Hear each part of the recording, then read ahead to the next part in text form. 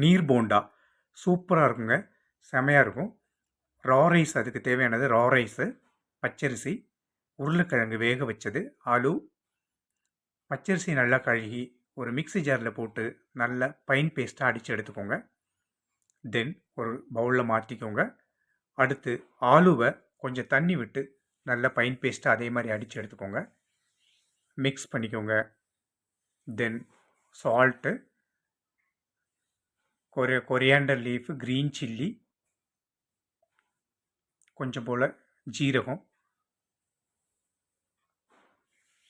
இந்த மாதிரி கன்சிஸ்டன்சியில் ஒரு ஆயிலில் சின்ன சின்ன ரவுண்டாக போட்டு கிள்ளி அப்படியே போட்டு போண்டா மாதிரி சின்னதாக எடுத்துக்கோங்க.